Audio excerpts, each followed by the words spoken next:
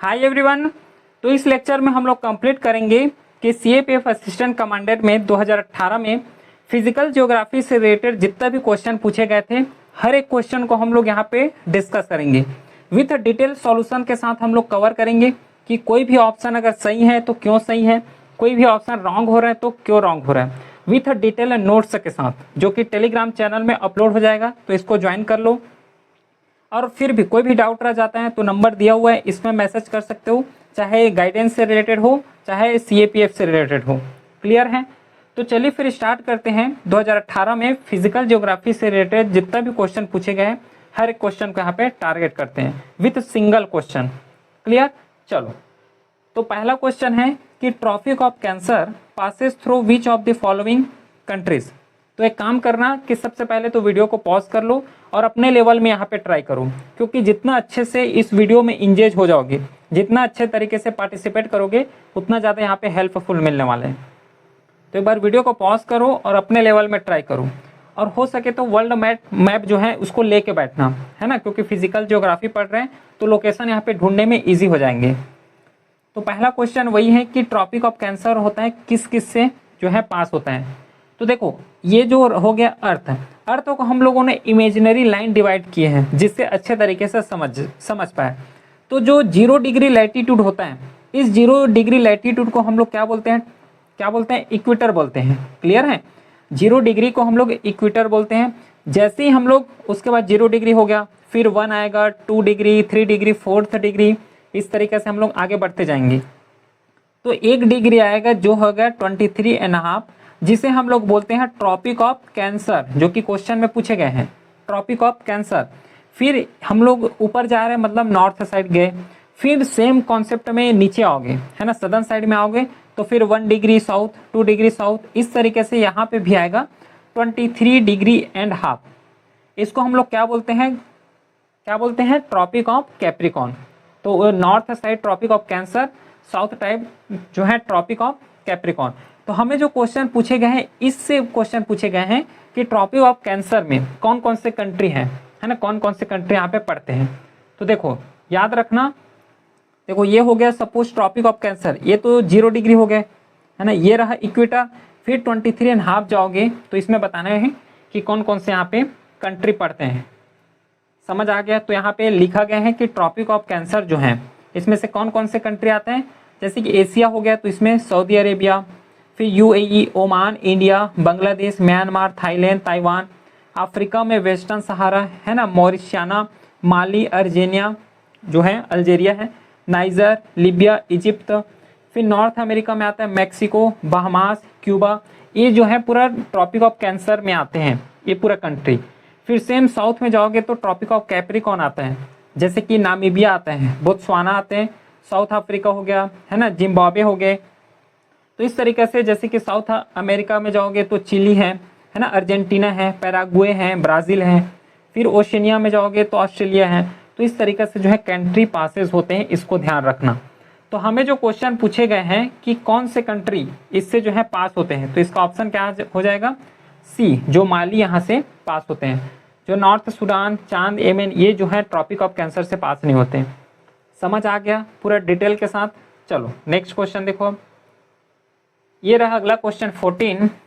Which one of the following processes is not a part of long wave radiation. बताओ तो देखो, ये हो गया सन और ये हो गया अर्थ सरफेस।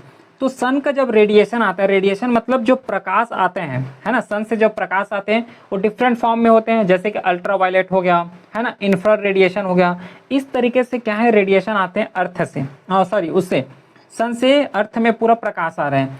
तो प्रकाश आएगा तो जो अर्थ है, सन से जो अर्थ में प्रकाश आएगा, इसको हम लोग क्या बोलते हैं? शॉर्ट वेव रेडिएशन बोलते हैं। जब सन से अर्थ में प्रकाश आता है तो शॉर्ट वेव रेडिएशन। अब देखो यहाँ पे अर्थ में आया, अब अर्थ में आएगा तो वापस भी तो जाएगा, जो हिट बजट का कॉन्सेप्ट हम लोग कवर करते हैं। तो जब ये वापस जाएगा तो इसको हम लोग क्या बोलते हैं? लॉन्ग वेव बोलते हैं। ठीक है, लॉन्ग वेव बोलते हैं। अर्थ सरफेस से जब वापस जाएंगे तो इसको लॉन्ग वेव कंसीडर करते हैं। और वहीं से क्वेश्चन पूछे गए हैं कि कौन सा इसमें से लॉन्ग वेव का पार्ट नहीं है, ये बस बताना है। चलो, तो एक कॉन्सेप्ट मैं सबसे पहले यही समझा देता हूँ। कौन सा कॉन्सेप्ट है? देखो, ये अर्थ सरफेस है, तो अर्थ सरफेस है। अब यहाँ पे पूरा गर्मी आ गया है ना, सन का पूरा रेडिएशन यहाँ पे आ गया है। अब देखो पूरा जो भी पार्टिकल है, अब सन अर्थ का जो सरफेस है वहाँ पे पार्टिकल रहेगा, तो ये पार्टिकल गर्म होना स्टार्ट हो गए। तो जो गर्म होते हैं पार्टिकल, इसको हम लोग क्या बोलते हैं, कंडक्शन बोलते हैं। ठीक है, अर्थ सरफेस में जितना भी पार्टिकल हो गर्म हो जा रहे हैं ड्यू टू हीट के वजह से, तो इसको हम लोग कंडक्शन बोलते हैं। लेकिन यही कंडक्शन जब ऊपर उठना स्टार्ट करते हैं, तो जब ये ऊपर उठना स्टार्ट करते हैं तो इसको हम लोग क्या बोलते हैं, कन्वेक्शन बोलते हैं। क्लियर, कंडक्शन जो है हीट को क्या कर रहे हैं, पूरा गर्म कर दे रहे हैं, आसपास का जो वातावरण है उसको गर्म कर दे रहे हैं, तो गर्म हो गया उसको कंडक्शन बोलते हैं। लेकिन वही चीज जब ऊपर उठना स्टार्ट होता है तो इसको हम लोग कन्वेक्शन बोलते हैं। स्कैटरिंग का मतलब होता है कि कोई भी जो पार्टिकल है ना, प्रकाश आ रहा है तो कोई भी पार्टिकल उसको रिफ्लेक्ट कर रहे हैं या फिर पूरा क्या बिखार दे रहे हैं, है ना, स्कैटर कर दे रहे हैं, तो स्कैटरिंग हो गया। तो इसमें से कौन सा पार्ट नहीं है, तो इसमें से जो बी है कन्वेक्शन, ये अपना यहाँ पार्ट नहीं है। अच्छा सॉरी, कन्वेक्शन नहीं, कन्वेक्शन तो ऊपर उठा रहे हैं। जो बी ऑप्शन है स्कैटरिंग, ये जो है लॉन्ग वेव का पार्ट नहीं है, है ना। जो स्कैटरिंग है ये जो है स्काई में ही हो जाते हैं, जैसे कि वाटर ड्रॉपलेट है स्काई में, तो जब प्रकाश आता है तो वहीं से पूरा स्कैटर हो जाते हैं। तो ये जो है बी अपना आंसर यहाँ पे नहीं है, तो नॉट पूछे गए हैं, तो बी करेक्ट ऑप्शन हो जाएगा। क्लियर, चलो अगला क्वेश्चन देखते हैं। जो बताएं वही चीज़ यहाँ पे लिखे गए हैं, है ना, नोट्स के फॉर्म में है। 15 question, in mid latitude region the diurnal variation in weather किसके वजह से होता है, ये पूछे गए हैं। तो देखो सबसे पहले ये समझो कि जो मिड लैटिट्यूड रीजन है ये कौन सा रीजन है, ये अर्थ हो गया, ये इक्वेटर हो गया, है ना, 0 डिग्री हो गया। तो हम लोग जो है रफली जो है 30 डिग्री से 60 डिग्री जो है इसको हम लोग मिड लैटिट्यूड रीजन कंसिडर करते हैं, है ना। लैटिट्यूड मतलब 90 डिग्री बन रहा है ना, तो हम लोग 30 से 60 डिग्री जो है कंसिडर करते हैं मिड लैटिट्यूड को। अब यहाँ पे क्या है, वेदर पैटर्न में डिफरेंसेस देखने को मिलता है, तो किसके वजह से मिलता है बताओ, कंडक्शन हो रहा है। कंडक्शन क्या होता है, अर्थ सरफेस है, इसके जस्ट ऊपर भाग को एक गर्म कर रहे हैं, तो इससे देखने को मिलेगा क्या वेदर पैटर्न में चेंज नहीं होगा। अब ये जब ऊपर उठेंगे तो इसको हम लोग क्या बोलते हैं, कन्वेक्शन बोलते हैं। तो ऊपर उठ रहे हैं तो ये वेदर पैटर्न को तो चेंज नहीं कर पाएगा, तो ये भी नहीं होगा, है ना। तो ए और बी ऑप्शन तो गलत हो गया। फिर रेडिएशन, रेडिएशन किसको बोलते हैं, प्रकाश आना, सन से पूरा अर्थ में प्रकाश आना, उसको रेडिएशन बोल रहे हैं। तो रेडिएशन थोड़ा वेदर पैटर्न को चेंज करेंगे, ये भी गलत हो गया। ऑप्शन यहाँ पे एडवेक्शन हो जाएगा, जैसे कि क्या बोलते हैं, किसे बोलते हैं एडवेक्शन, देखो ये कंडक्शन हो गया, है ना, सरफेस को गर्म कर दिए, फिर जब ये ऊपर उठना स्टार्ट किए तो इसको हम लोग बोल रहे हैं कन्वेक्शन। अब देखो यही कन्वेक्शन को क्या करेंगे, पूरा जितना भी विंड है तो एक एक्यूमुलेट हो जाएंगे, है ना, पूरा बहुत सारा मास जो विंड है वो एक्यूमुलेट हो जाएंगे और हॉरिजॉन्टली चलना स्टार्ट करेंगे। तो जब ये हॉरिजॉन्टली जो है विंड पैटर्न बनाएंगे, पूरा मास फ्लूइड के साथ ये आगे बढ़ेंगे, तो वहाँ पे जो है वेदर पैटर्न को जो है चेंजेस दिखता है। तो मॉर्निंग में देखोगे तो ठंड मिलेगा, है ना, दोपहर में देखोगे तो गर्मी मिल जाएगा। तो ये किसके वजह से होता है, एडवेक्शन के वजह से होता है। एडवेक्शन कुछ नहीं है, जस्ट जो विंड का मूवमेंट है ना, विंड का हॉरिजॉन्टली मूवमेंट को यहाँ पे हम लोग एडवेक्शन बोलते हैं, जिसके वजह से वेदर यहाँ पे चेंजेस देखने को मिलता है। दो कॉन्सेप्ट होता है, एक होता है वेदर और एक होता है क्लाइमेट, ठीक है। तो सिंपली हम लोग यही समझते हैं कि जो वेदर है ये डे टू डे फिनोमेना है ना, डे टू डे देखने को मिलेगा। कैसे कि मॉर्निंग में देखोगे तो ठंड लगेगा, है ना, थोड़ा सा जैसे टाइम बीतता है ना, 2-3 घंटा होता है तो हमें गर्मी का एहसास होता है। तो ये वेदर पैटर्न है ना, चेंजेस होता है। लेकिन क्लाइमेट जो है परमानेंट टाइप रहता है, परमानेंट नहीं बोल सकते, यहाँ पे भी चेंजेस होता है, लेकिन जो है क्लाइमेट जो है लॉन्ग टर्म के लिए रहता है, जैसे कि 20 साल हो गया, 30 साल हो गया, है ना। कोई एरिया में अगर गर्मी हो रहा है तो 20 साल 30 साल वही पैटर्न फॉलो होता है ना, जस्ट एग्जांपल दिया हूँ, तो इसको क्लाइमेट बोलते हैं। क्लियर है, समझ आ गया। तो क्वेश्चन यही पूछे गए हैं कि जो चेंजेस देखने को मिलता है कि पहले ठंड हो रहा है ना, दोपहर में उसके बाद गर्मी मिल रहा है, तो इसमें क्या रीजन हो सकता है। तो इसका आंसर जो है एडवेक्शन हो जाएगा, सी हो जाएगा। चलो नेक्स्ट क्वेश्चन देखो। अब अगला 16 question, spring are common in which of the following areas, इसको बताना है। तो देखो यहाँ पे जो स्प्रिंग से रिलेटेड क्वेश्चन है, तो स्प्रिंग का मतलब होता है कि जहाँ एक पॉइंट को बोलते हैं जहाँ ग्राउंड वाटर जो है नेचुरली अपने से जो है अर्थ सरफेस में आ जाते हैं, ठीक है। जो ग्राउंड वाटर है, देखो ये रहा ग्राउंड वाटर। ग्राउंड वाटर जो है डायरेक्टली नेचुरली है ना, ऑटोमेटिकली तरीके से जो है अर्थ सरफेस में आ जाते हैं। ये हो गया अर्थ सरफेस, इसको हम लोग बोलते हैं स्प्रिंग बोलते हैं। अब इसमें से कौन सा ऑप्शन सही होगा? पहले बोले हैं कि वेल ज्वाइंट रॉक, बताओ तो ये सही है क्या कि वेल ज्वाइंट रॉक से आ जाएंगे? बिल्कुल सही है। देखो दो रॉक को कितना भी ज्वाइन कर लो और जो है इमरजेंस कहाँ देखने को मिलेगा? मोस्टली जो है रॉक पैटर्न में ही तो देखने को मिलते हैं। तो वेल ज्वाइंट जो रॉक है, जो पत्थर है, वहां से जो है इमरजेंस देखने को मिलता है। बिल्कुल सही है। फिर सेकंड है कि arid area with underlying rock. अब खुद सोचो, एरिड एरिया है तो एरिड एरिया में पानी का तो पहले से कमी होता है, तो पानी थोड़ा और ऊपर आ जाएंगे, है ना? तो कॉमन सेंस की बात है यहाँ पे, है ना? एरिड एरिया, सूखा एरिया में पानी का खुद कमी होता है, तो वहां से पानी अंडरग्राउंड से ऊपर कैसे आ जाएंगे? सीधी सी बात है कि सेकंड यहाँ पे गलत है। ठीक है। फिर यहाँ पे कास्ट टोपोग्राफी, कास्ट टोपोग्राफी इसको तो डायरेक्टली टिक लगाना है ना? कास्ट टोपोग्राफी का मतलब होता है कि अंडरग्राउंड, है ना, वाटर सॉल्युबल से जितना भी कास्ट बनता है, जैसे कि स्टेलगामाइट हो गया, है ना, स्टेलगाटाइट हो गया, या फिर पिलर हो गया, इस तरीके से जो टोपोग्राफी बनता है, जिसे हम लोग कास्ट टोपोग्राफी बोलते हैं, जो कि बनता किससे? वाटर सॉल्युबल से बनता है, जैसे कि लाइमस्टोन हो गया, इस तरीके से। थर्ड ऑप्शन भी सही है। फिर एक आता है टिल्टेड स्टेटा। टिल्टेड स्टेटा का मतलब होता है कि रॉक को देखियो तो रॉक में क्या है, पूरे एक लेयर वाइज बन जाते हैं, उस लेयर को हम लोग यहाँ पे टिल्टेड स्टेटा बोल रहे हैं। ठीक है, तो ये भी ऑप्शन यहाँ पे करेक्ट होगा। तो 1, 3, 4 जो बी ऑप्शन है ये करेक्ट ऑप्शन है यहाँ पे, बाकी फिर गलत है। क्लियर, समझ आ गया? चलो अगला देखो। अब नेक्स्ट क्वेश्चन ये रहा, लाइमस्टोन रीजन और कंट्री के बारे में देखो। फिर से जो है मैपिंग बेस्ड क्वेश्चन आ गया, इसको बताओ। तो देखो यहाँ पे सबसे पहले जो लाइमस्टोन रेजिन है, पेनिस, पेनिस कहाँ पे पड़ता है? ये ब्रिटेन का है। अब इस फील्ड को यहाँ पे याद रखना पड़ेगा, क्योंकि इसी टाइप से जो है क्वेश्चन पूछे गए हैं। तो जो पेनिस है ये ब्रिटेन में पाए जाते हैं, तो जो है ए का यहाँ पे 3 आंसर हो जाएगा। क्लियर है? फिर जो बी ऑप्शन है कि यूकाटेन पेनिनसुला, ये कहाँ पे मिलता है? ये जो है मैक्सिको का रीजन है, जहाँ पे लाइमस्टोन भंडार देखने को मिलता है। ठीक है। फिर आता है कॉकपिट कंट्री। कॉकपिट कंट्री जो है उस किसको बोलते हैं? जैमेका को हम लोग बोलते हैं। क्लियर है? फिर आता है फिर कॉसेस, कॉसेस मतलब एक ही तो बच गया, फ्रांस। तो इस तरीके से जो है लाइमस्टोन रेजिन है, उसके बेस्ड यहाँ पे क्वेश्चन पूछे गए हैं। तो इस हिसाब से जो है ए ऑप्शन यहाँ पे करेक्ट हो जाएगा। ठीक है। फिर कुछ इंपॉर्टेंट मार्बल एरिया, जैसे कि मकराना मार्बल इंडिया राजस्थान में मिलता है। फिर आता है कैराकल मार्बल, है ना, कैरारा जो मार्बल है इटली में, इटली जो है रीजन है, वहाँ पे मिलता है। फिर परपेक लाइमस्टोन जो है यूके में मिलता है। तो इस तरीके से जो कुछ इंपॉर्टेंट मार्बल है या फिर कुछ इंपॉर्टेंट लाइमस्टोन है, जहाँ से फ्यूचर अगर क्वेश्चन बन सकता है ना, उसको यहाँ पे एज अ नोट्स के फॉर्म में लिखे गए हैं। तो इसको एक बार रीड करना है, कवर करोगे इसको। समझ आ रहा है इतना क्वेश्चन? नेक्स्ट देखो, Which of the following cities experience the warm temperate Mediterranean climate?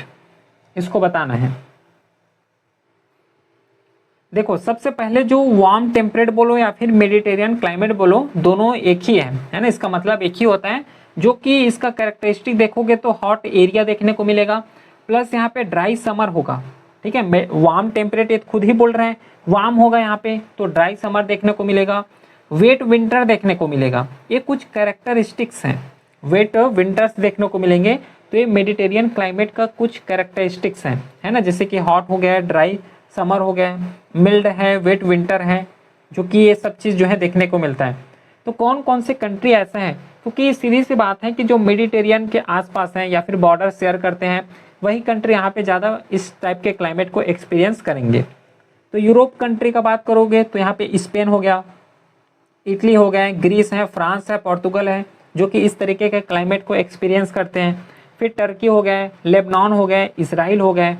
ठीक है। फिर अफ्रीका कंट्री का बात करोगे तो मोरक्को हो गया, अल्जेरिया है, तुनिशिया है। फिर ओशनिया में ऑस्ट्रेलिया है। अगर मैप पास में रखे हो तो विजुलाइज कर सकते हो इसको। ठीक है, कहाँ पे मेडिटेरियन है, कहाँ पे अफ्रीकन कंट्री है। क्लियर? तो इस हिसाब से जो है डी ऑप्शन करेक्ट हो जाएगा, जिसमें से कैप टाउन जो कि साउथ अफ्रीका है ना, लॉस एंजल अमेरिका का, नॉर्थ अमेरिका में, है ना। तो इस तरीके से जो है चारों ऑप्शन यहाँ पे करेक्ट होगा, जो कि मेडिटेरियन क्लाइमेट या फिर वार्म टेम्परेट क्लाइमेट को यहाँ पे एक्सपीरियंस करते हैं। ठीक है, समझ आ गया। चलो नेक्स्ट देखते हैं। देखो यहाँ पे भी है, जिसके नॉर्थ एंड साउथ अमेरिका हो गया, ठीक है, जैसे कि लॉस एंजल्स हो गया, सैन फ्रांसिस्को हो गया, चिली हो गया, ठीक।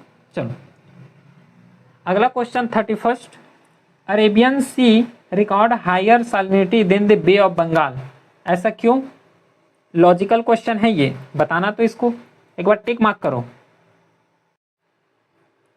चलो देखो फिर, सबसे पहले ये इंडिया का मैप, क्योंकि डिफाइन ही कर देते हैं कि कहाँ पे पड़ रहा है ये, ठीक है, बाकी दिक्कत मत हो। ये रहा, तो इस साइड जो नीचे है ना, ये साइड थोड़ा मैप थोड़ा बिगड़ा है तो ध्यान नहीं देना, लेकिन जो है एक क्रक्स समझना कि इस एरिया जो है, इस एरिया में कौन सा आता है, बे ऑफ बंगाल आते हैं, ठीक है, बे ऑफ बंगाल आते हैं, और इस साइड जो है अरेबियन सी देखने को मिलता है। अब हमें पता है एक चीज़ कि जितना भी मोस्टली रिवर है जो इंडिया से ओरिजिनेटेड होते हैं, कहाँ पे जाके अपना, है ना, कहाँ पे जाके गिरते हैं, कहाँ पे जो है ड्रेन आउट करते हैं, सब जो है यही साइड जो है बंगाल, बे ऑफ बंगाल साइड है यहीं पे। अब खुद सोचो, जब बे ऑफ बंगाल साइड पूरा पानी आ रहे हैं, और कौन सा पानी होता है, फ्रेश वाटर पानी होता है, तो सपोज करो बे ऑफ बंगाल अगर सैलिनिटी भी है, तो यहाँ पे फ्रेश वाटर आके उसको और क्या है, फ्रेश वाटर बनाते रहे। सैलिनिटी है वहाँ पे, फ्रेश वाटर मिलाओगे तो सैलिनिटी तो कम ही हो जाएंगे, समझ रहे हो। लेकिन ये जो सीन है हमें अरेबियन सी में देखने को नहीं मिलता, ठीक है। तो जो फर्स्ट ऑप्शन है कि Arabian Sea exhibit high rate of evaporation and low influx of fresh water, ये यहाँ पे करेक्ट ऑप्शन है, क्योंकि मोस्टली जो रिवर है बे ऑफ बंगाल में ड्रेन हो जाते हैं, जो कि फ्रेश वाटर होते हैं। समझ आया ये चीज़। चलो अब यहाँ पे इवोपरेशन भी यहाँ पे डिफरेंट हो जाते हैं। यहाँ पे देखो फ्रेश वाटर नहीं आ रहा है तो ज़्यादा इवोपरेशन देखने को मिलता है अरेबियन सी में। अब यहाँ पे क्या है, फ्रेश वाटर भी मिक्स हो रहे हैं बे ऑफ बंगाल में, प्लस सैलिनिटी मिक्स हो रहा है, तो यहाँ पे इवोपरेशन होने में थोड़ा दिक्कत होता है, ठीक है। तो यहाँ पे पहला ऑप्शन यहाँ पे करेक्ट हो जाएगा कि Arabian Sea exhibit high rate of evaporation and low influx of fresh water. समझ आ गया, लॉजिकल क्वेश्चन है, ठीक। चलो नेक्स्ट देखते हैं अब 37 question, which one of the following side does not have a coral reef formation, बताना तो। देखो जो कोरल रिफ्स है क्या, तो एक स्मॉल एनिमल होता है ना। कोरल रिफ्स क्या है कि एक स्मॉल एनिमल जिसे हम लोग बोलते हैं कोरल पॉलिप्स, तो बहुत सारे जो कोरल पॉलिप्स मिल के कॉलोनी बना लेते हैं, और वही कॉलोनी को हम लोग क्या बोलते हैं, कोरल रिफ्स बोलते हैं। क्लियर। अब देखो कोरल रिफ्स फॉर्मेशन के लिए भी कुछ कंडीशन है, ऐसा नहीं कि कहीं पे भी उग जाए, ठीक है। गल्फ ऑफ खंबात का लोकेशन मैं बताता हूँ अभी, लेकिन सबसे पहले ये देखो कि कोरल रिफ्स के लिए फॉर्मेशन के लिए क्या क्या जरूरी है। जैसे कि टेम्परेचर, यहाँ पे 23 डिग्री 29 डिग्री यहाँ पे टेम्परेचर चाहिए होता है, ठीक है। प्लस डेप्थ वाटर चाहिए होता है, डेप्थ वाटर के साथ सैलिनिटी जैसे कि 32 से 42 यहाँ पे पीपीटी जो होता है, यहाँ पे सैलिनिटी चाहिए होता है। प्लस लाइट वहाँ पे क्लियर होना चाहिए, है ना, क्लीन वाटर चाहिए होता है। प्लस वाटर का मूवमेंट यहाँ पे मॉडरेट होना चाहिए, जिससे क्या है जो कॉलोनी बना रहे हैं उसको यहाँ पे इन्फ्लुएंस ना हो। ये समझ आ गया। अब देखो यहाँ पे क्या है कि, और एक चीज़ याद रखना कि वाटर यहाँ पे फ्रेश होना चाहिए, सैलिनिटी होना चाहिए, ध्यान देना, सैलिनिटी होना चाहिए, फ्रेश वाटर नहीं चाहिए, फ्रेश वाटर में ये ग्रो नहीं कर पाते।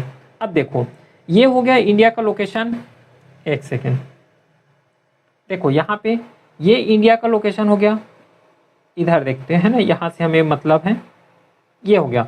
तो इस एरिया को हम लोग क्या बोलते हैं, ये गल्फ ऑफ खंबात हो गया, है ना। तो यहाँ पे क्या है, जैसे कि नर्मदा रिवर हो गया, तापी रिवर हो गया, अपना वाटर यहाँ पे डिस्चार्ज करते हैं, और ये कौन सा वाटर होता है, फ्रेश वाटर होता है। तो एक तो फ्रेश वाटर है इसका रीज़न, और फ्रेश वाटर में ग्रो नहीं कर पाते, इसलिए गल्फ ऑफ खंबात में ये जो है कोरल रिफ्स देखने को नहीं मिलता। ये एरिया को देखोगे तो पूरा मडी एरिया होता है ना, मडी एरिया होने की वजह से भी यहाँ पे कोरल रिफ्स देखने को नहीं मिलता। क्लियर है, तो इसका आंसर जो हो जाएगा एक करेक्ट ऑप्शन हो जाएगा। क्लियर।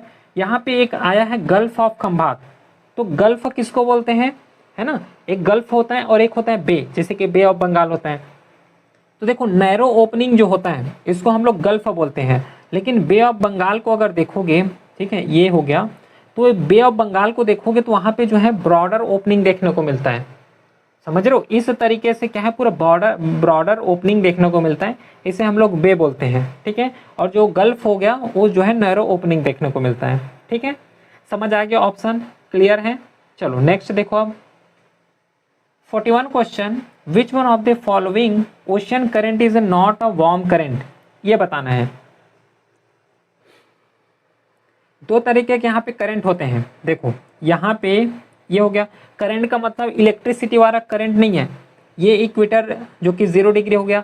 करंट का मतलब होता है कि ओशन को देखे हो ना तो एक स्ट्रीम के फॉर्म में आगे बढ़ता है, तो उसको हम लोग बोलते हैं करंट बोलते हैं, ठीक है, ओशन करंट बोलते हैं।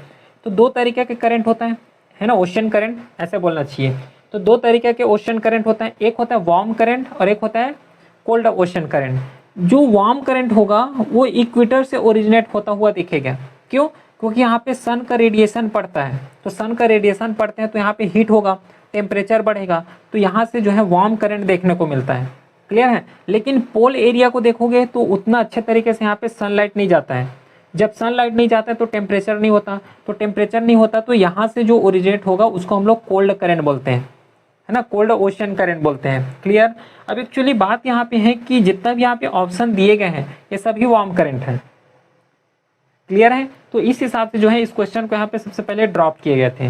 लेकिन हमें ये समझना है कि वार्म करंट किसको बोलते हैं, कोल्ड करंट किसको बोलते हैं, और इसका रीज़न क्या है ना। बोलते तो हैं लेकिन रीज़न क्या है, समझ आ गया ये चीज़ जो अभी मैं एक्सप्लेन किया हूँ।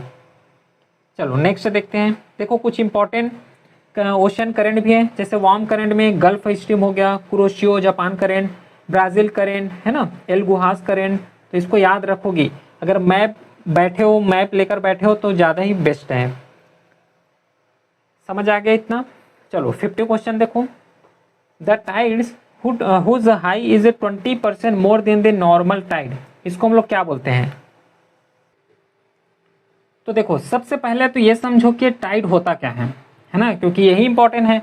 तो देखो जैसे कि अर्थ रोटेट करता है तो अर्थ तो रोटेट कर रहे हैं, लेकिन क्या होता है कि जो ओशन है, ओशन थोड़ा ऊपर उठना स्टार्ट करते हैं, है ना। तो ओशन का राइज एंड फाइल को, जो राइज हो गया और फॉल हो गया, इसको हम लोग बोलते हैं टाइड बोलते हैं, ठीक है। अब ये बताओ कि टाइड क्यों आता है? टाइड इसलिए आता है क्योंकि ग्रेविटेशन फोर्स चल रहा है, कोरियोलिस फोर्स चल रहा है, इसके वजह से यहाँ पे टाइड का फिनोमेना जो है देखने को मिलता है। तो कभी क्या हो जाएंगे, राइज हो जाएंगे ओशन, कभी नीचे आ जाएंगे, फिर राइज हो जाएंगे, फिर नीचे आ जाएंगे, तो इसको हम लोग बोलते हैं टाइड कंसिडर करते हैं। अब टाइड भी जो है डिफरेंट टाइप के होते हैं, लेकिन जो 20% मोर, जैसे कि नॉर्मल टाइड आ रहे हैं, तो नॉर्मल टाइड तो आ रहे हैं, तो क्या है कुछ सिनारियो जैसे कि ग्रेविटेशन फोर्स ज़्यादा लग गया, तो उसके वजह से क्या होता है नॉर्मल टाइड से ज़्यादा आ जाते हैं, इसको हम लोग स्प्रिंग टाइड बोलते हैं। समझ आ गया? स्प्रिंग टाइड बोलते हैं। निब टाइड किसको बोलते हैं? देखो ये हो गया अर्थ, और एक मून भी होता है, ठीक है, ये हो गया मून और ये हो गया सन। तो देखो जब अर्थ के साथ सन और मून जो है 90 डिग्री का एंगल बनाते हैं, तो यहाँ से सन अपना ग्रेविटेशन फोर्स लगाएंगे, यहाँ से जो है मून अपना ग्रेविटेशन फोर्स लगाएंगे, मतलब अपने तरफ खींचेंगे, तो इसको हम लोग क्या बोलते हैं, निब टाइड बोलते हैं, निब टाइड। समझ आ गया कॉन्सेप्ट? अब देखो ये हो गया अर्थ और ये हो गया मून, ठीक है। अब मून भी तो अर्थ को अपने तरफ खींच रहे हैं, मतलब ग्रेविटेशन फोर्स लगा रहे हैं। तो देखो जब पेरिजी का मतलब होता है कि जब मून जो है अर्थ के बहुत पास आ जाते हैं, तो जब अर्थ के पास आ जाएंगे तो ज़्यादा अच्छे तरीके से ग्रेविटेशन फोर्स अप्लाई होगा। तो जब मून जो है अर्थ के ज़्यादा ही पास आ जाते हैं, उसको हम लोग बोलते हैं पेरिजियन टाइप। उस समय जो टाइड देखने को मिलता है उसको बोलते हैं पेरिजियन टाइप। लेकिन वही जब एक समय आता है जब मून जो है अर्थ से दूर चले जाते हैं, इसको हम लोग बोलते हैं अपोजियन टाइड, ठीक है। ये भी कॉन्सेप्ट समझ आ गया। अब जो यहाँ पे है कि डेली एंड सेमी डाइनुअल टाइड, इसका मतलब क्या है कि जब लूनार डे है, लूनार डे मतलब किसको बोलते हैं, लूनार डे का मतलब होता है कि जो मून है वो सन का, सन बोलता हूँ, जो मून है वो अर्थ का जितने टाइम में जो है एक चक्कर लगाते हैं। हमें ये पता है कि जो अर्थ है अपने एक्सिस में रोटेट करता है, तो मून जो है ये अर्थ के एक्सिस में रोटेट करता है, मतलब अर्थ के चारों तरफ घूमते हैं। तो जब मून जो है अर्थ का एक चक्कर लगाने में जितना टाइम लेते हैं, उसको हम लोग क्या बोलते हैं, लूनार बोलते हैं, ठीक है। तो एक लूनार डे में या फिर दिन में एक हाई टाइड और एक लो टाइड, इसको हम लोग बोलते हैं डेली टाइड आना, है ना। एक दिन में जो है एक हाई टाइड, एक जो है लो टाइड, ठीक है। ये हो गया एक हाई टाइड चला गया, फिर एक लो टाइड आ गया।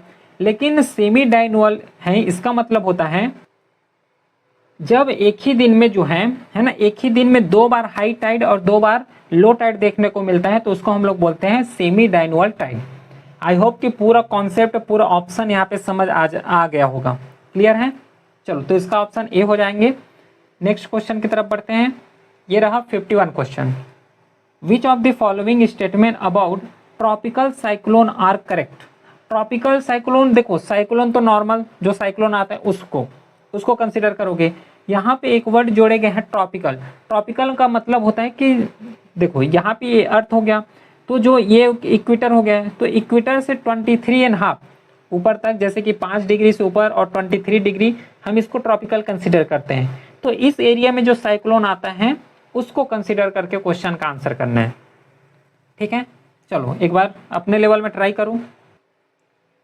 जो यहाँ पे साइक्लोन होता है, साइक्लोन जो है कुछ नहीं होता है, ये जो है रैपिड तरीके से रोटेट करते हुए एक स्टॉर्म सिस्टम है, मतलब रोटेटिंग स्टॉर्म सिस्टम है, जिसमें सेंटर में देखोगे तो low pressure, intensively low pressure हमें देखने को मिलता है। स्ट्रांग विंड होगा और लो प्रेशर की वजह से क्या है, हाई प्रेशर में फोर्स लगाएंगे जिससे हैवी रेनफॉल देखने को मिलेगा। देखो यहाँ पे तो जो है रैपिडली रोटेटिंग स्टॉर्म है, इसका जो सेंटर को हम लोग आई बोलते हैं। ठीक है, आई बोलते हैं। अब यही साइक्लोन को डिफरेंट कंट्री में अलग अलग नाम से जाने जाते हैं। जैसे कि हरिकेन नाम जाने जाते हैं अटलांटिक में, और हरिकेन है क्या, साइक्लोन ही है ना। टाइफून जिसे वेस्टर्न पैसिफिक हो गया यहाँ पे, साइक्लोन जैसे कि इंडियन ओशन में हम लोग कंसिडर करते हैं। अब देखो साइक्लोन फॉर्मेशन होना, यहाँ पे भी कुछ जरूरी बातें हैं। ऐसा नहीं कि कहीं पे भी साइक्लोन का फॉर्मेशन हो जाएगा, नहीं। सबसे पहले तो लार्ज ओशन मिलना चाहिए, है ना, बहुत बड़ा ओशन है, ओशन उसके लिए जगह हो, प्लस यहाँ पे 26-27 डिग्री यहाँ पे टेम्परेचर होना चाहिए, है ना। लो ह्यूमिडिटी होना चाहिए, क्योंकि ह्यूमिडिटी आ जाएगा मतलब हाई प्रेशर बन जाएगा, और हाई प्रेशर में साइक्लोन नहीं बनता, है ना। जो साइक्लोन हमेशा लो प्रेशर में ही देखने को मिलता है। देखो यहाँ पे लिखा गया है लो प्रेशर में ही देखने को मिलता है। और यहाँ पे विंड भी उतना तेजी से नहीं चलना चाहिए, मतलब जो डिसरप्शन विंड होता है वो यहाँ पे नहीं चलना चाहिए। ठीक है, तो अब इसी के रेस्पेक्ट में क्वेश्चन है, अब आंसर यहाँ पे आ जाना चाहिए, क्योंकि बेसिक्स हम लोग इसके रेस्पेक्ट में समझ चुके हैं। पहला ऑप्शन है कि it originate and develop over warm oceanic surface. सही है क्या? बिल्कुल सही है, क्योंकि यहाँ पे जो है साइक्लोन को फॉर्मेशन के लिए क्या चाहिए, लो प्रेशर चाहिए। अब लो प्रेशर कब बनता है, जब टेम्परेचर वार्म होते हैं, है ना, वार्म टेम्परेचर मिलता है तब जो है क्या बनता है, साइक्लोन का फॉर्मेशन होता है। पहला तो सही है। सेकेंड है कि the presence of Coriolis force in the necessary for it. बिल्कुल सही है। कोरियोलिस फोर्स किसको बोलते हैं, अर्थ अपने एक्सिस में रोटेट कर रहे हैं, ये पता है, तो रोटेट करते हैं अर्थ, तो उसमें एक फोर्स अप्लाई होता है जिसे हम लोग कोरियोलिस फोर्स बोलते हैं। ठीक है, अब नदर्न हेमिस्फीयर में डिफरेंट डायरेक्शन में जाते हैं। तो देखो जो कोरियोलिस फोर्स होता है, दो हेमिस्फीयर होता है, नदर्न हेमिस्फीयर, सदर्न हेमिस्फीयर। तो जब नदर्न हेमिस्फीयर में अप्लाई होगा तो ये राइट की तरफ डिफ्लेक्ट कर देते हैं कोई भी ऑब्जेक्ट को। ठीक है, लेकिन वही सदर्न हेमिस्फीयर में अप्लाई होता है तो ये लिफ्ट की तरफ जो है डिफ्लेक्ट कर देते हैं। ठीक है, तो प्रेजेंस यहाँ पे होना जरूरी है, क्योंकि इसी की वजह से जो है विंड जो है घूमना स्टार्ट करेंगे। ठीक, चलो थर्ड ऑप्शन है कि it occur in the middle latitudinal region. Middle latitudinal किसको बोलते हैं, जो कि 30 डिग्री से 60 डिग्री जो कि कोल्ड एरिया पड़ता है ना। अब बताओ कोल्ड एरिया मतलब कौन सा, हाई प्रेशर बनेगा, और हाई प्रेशर में साइक्लोन डेवलप होता है क्या, नहीं होता है, तो ये तो गलत हो जाएगा। साइक्लोन का फॉर्मेशन जो है लो प्रेशर एरिया में ही डेवलप होता है। फोर्थ ऑप्शन है कि it develop eye with a calm in the descending air condition. ये पहले ही बताया, जो लो प्रेशर होता है, जो सेंटर होता है, सेंटर को हम लोग आई कंसिडर करते हैं। तो ये जो फोर्थ ऑप्शन है ये ऑप्शन भी करेक्ट है। तो इस हिसाब से जो है बी ऑप्शन करेक्ट है, बाकी ऑप्शन यहाँ पे गलत है। ठीक, समझ आ गया 51 का आंसर। नेक्स्ट क्वेश्चन है अब 40 question. The lowest temperature is observe recorded in which one of the following layer of atmosphere. तो देखो जब हम लोग पूरा अर्थ के एटमोसफेयर को समझते हैं तो डिफरेंट लेवल में इसे डिवाइड किए गए हैं। जैसे कि सबसे पहले लेवल आते हैं ट्रोपोस्फीयर। अब ट्रोपोस्फीयर में जितना भी वेदर रिलेटेड फिनोमेना हो गया, इस हर एक फिनोमेना को यहाँ पे देखने को मिलता है। और एक चीज़ यहाँ पे याद रखना है, जैसे ही हम लोग ऊपर जाते हैं तो वहाँ पे 6.5 किलोमीटर जैसे ही, मतलब 1 किलोमीटर जैसे हम लोग ऊपर जाते हैं तो वहाँ पे 6.5 डिग्री सेल्सियस का टेम्परेचर डिक्रीज देखने को मिलता है ना। ट्रोपोस्फीयर में जो है टेम्परेचर डिक्रीज देखने को मिलता है, याद रखना है। और प्लस जितना भी वेदर फिनोमेना होता है ये ट्रोपोस्फीयर में ही होते हैं। ठीक है, फिर अगला जो आता है नेक्स्ट जो डिवाइड है है ना। नेक्स्ट जो स्फीयर आता है वो है कौन सा, स्ट्रेटोस्फीयर, जिसे हम लोग यहाँ पे ओजोन लेयर जो होता है यहीं पे सिचुएटेड है, ओजोन लेयर देखने को मिलता है। अब देखो यहाँ पे ओजोन लेयर है, अब ओजोन लेयर है तो सिंपली हम लोग इसको बोल सकते हैं क्या कि टेम्परेचर जो है इंक्रीज देखने को मिलेगा, है ना, क्योंकि यही जो है जितना भी अल्ट्रावायलेट रेस आते हैं, रेडिएशन आते हैं सन से, उसको ये क्या कर रहे हैं, ट्रैप कर रहे हैं या फिर उसको ये रिफ्लेक्ट कर रहे हैं। तो सीधी सी बात है ओजोन लेयर है तो यहाँ पे टेम्परेचर इंक्रीज होते हुए दिखाई देंगे। क्लियर है। जो ट्रोपोस्फीयर होता है सबसे नीचे का लेयर यहाँ पे डिक्रीज होता है, फिर जैसे स्ट्रेटोस्फीयर जाते हैं तो वहाँ पे इंक्रीज देखने को मिलता है। फिर जैसे हम लोग मेसोस्फीयर में जाते हैं तो मेसोस्फीयर में जो कि कोल्डेस्ट लेयर होता है यहाँ पे सबसे ज़्यादा जो टेम्परेचर है डिक्रीज देखने को मिलता है, शार्पली यहाँ पे डिक्रीज हो जाते हैं। ठीक है, जो मेसोस्फीयर है जहाँ पे अगर बात करेंगे तो -90 डिग्री सेल्सियस तक जो है कोल्डेस्ट हो जाते हैं। तो इसका ऑप्शन जो है बी करेक्ट ऑप्शन हो जाएगा, जिसे बोले गए हैं कि जो है कौन सा ऐसे लोएस्ट टेम्परेचर है कौन से लेयर में ऑब्जर्व किए जाते हैं, तो वो है मेसोस्फीयर।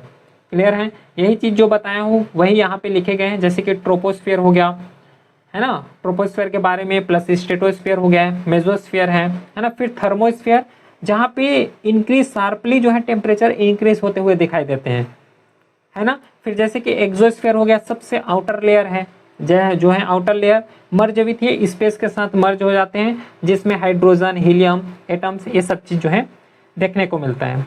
क्लियर है। तो देखो इस तरीके से जितना भी प्रीवियस ईयर क्वेश्चन पेपर थे जो कि फिजिकल ज्योग्राफी से रिलेटेड थे, हर एक क्वेश्चन को विथ डिटेल सॉल्यूशन के साथ हम लोग कवर किए हैं। तो कोई भी डाउट रहता है तो नंबर दिया हुआ है, इसमें मैसेज कर सकते हो। टेलीग्राम चैनल ज्वाइन कर लो, यहाँ पे जितना भी PDF है नोटिफिकेशन सब अपलोड हो जाते हैं यहाँ पे। क्लियर। चलो फिर मिलते हैं नेक्स्ट क्लास में, तब तक के लिए thank you, have a great day.